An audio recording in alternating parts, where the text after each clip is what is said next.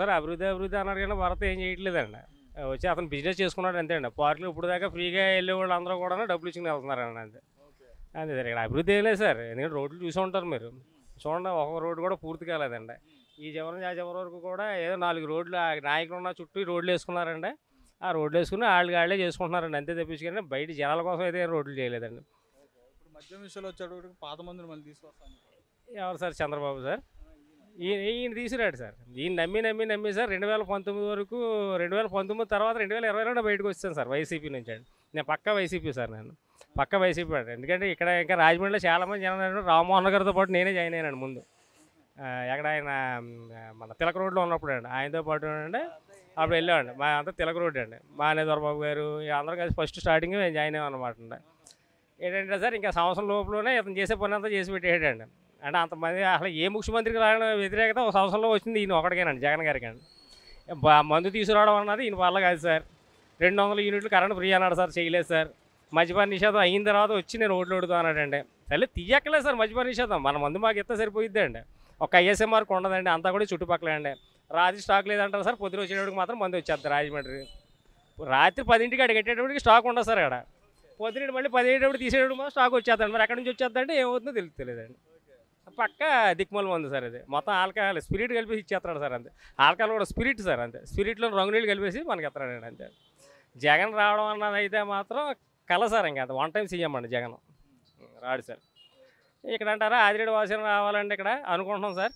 ఎందుకంటే కూటమిగా వస్తున్నారు కాబట్టి. అది కూడా ఏంటంటే చంద్రబాబు నాయుడు గారిని నమ్మే పరిస్థితులు కూడా మేము లేవు సార్. ఎందుకంటే ఆయన చేసింది ఆయన చేసాడండి. కాదు ఇప్పుడు ఏంటంటే పవన్ కళ్యాణ్ మోడీ గారు వెనకాల ఉన్నారు కాబట్టి అండి ఈయన నమ్మాల్సి వస్తుందండి అంతే తప్పించి. కానీ ఈయన ఒక్కడే సింగిల్గా వస్తాయి, ఈయన నమ్మే పరిస్థితి లేదు సార్. ఎవరికి ఓటే కానీ ఇంట్లో పడుకుందాం సార్ అప్పుడు అయితే ఇంకా అంతే సార్. Okay sir. పెనమలూరులో ఏంటంటే అభివృద్ధి కార్యక్రమాలు కూడా బాగానే జరుగుతున్నాయి ఇప్పటివరకు. ఏమి ప్రాబ్లం ఏం లేదు. ఈసారి కనుక మన టీడీపీ కనుక వస్తే ఖచ్చితంగా ఇంకా బాగా జరిగే అవకాశాలు ఎక్కువ ఉన్నాయి. సాఫ్ట్వేర్ కంపెనీస్ అనేవి మెయిన్ సార్. అది ఉంటేనే ప్రతి ఇన్కమ్ అనేది వస్తుంది. ప్రతి స్టూడెంట్ కానీ ఎవరైనా కానీ హ్యాపీగా జాబ్ అనేది చేసుకోగలుగుతాడు. అయితే ఇప్పుడు ఇస్తున్న పథకాలు కానీ అంటే పథకాల వరకు ఇచ్చేసి ఊరుకోవడం జరుగుతుంది. దానిపైన పథకాలు వస్తాయి సార్. పథకాలు ఏం చేసుకుంటారు చెప్పండి. ఇప్పుడు మీకు 15,000 వస్తున్నాయి. 15,000 13,000 వస్తుంది. 2,000 ఎక్కడికి వెళ్తున్నాయి? 2,000 ఎక్కడికి వెళ్తున్నాయి? అది తెలియట్లా జనాలకి. 15,000 వస్తున్నాయి అనుకుంటున్నారు. 2,000 అనేది ఎక్కడికి వెళ్తుందో తెలియట్లేదు.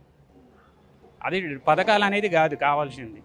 నాకంటూ నేను సంపాదించుకునే స్థాయి కావాలి నాకు. అది లేదు ఇక్కడ. 3 రాజధానులు అన్నారు. ఆన్సర్ పేపర్ ఇస్తే ఏం రాస్తామండి? దానికి లేదు సొల్యూషన్ మన దగ్గర.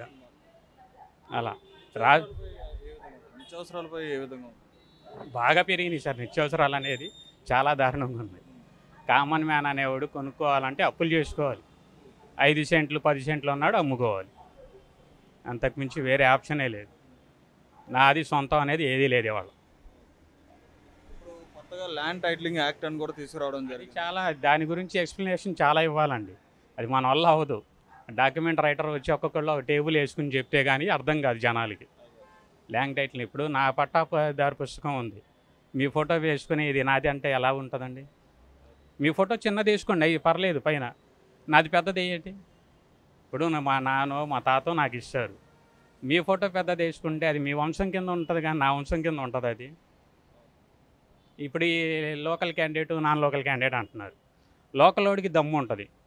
ఎక్కడి నుంచో తీసుకొచ్చి ఇక్కడ వేస్తున్నారు. ఎందుకు వేయాలండి? ఇక్కడ లేడా దమ్మున్నాడు వైసీపీలో కానీ ఏ పార్టీలో కానీ. ఆ పార్టీ నుంచి తీసుకొచ్చి ఈ పార్టీ నుంచి తీసుకెళ్ళి ఆ పార్టీకి వేస్తున్నారు. ఎందుకు వేయాలి? లోకల్లో వాడు దమ్మున్నాడు చూపించండి మీరు.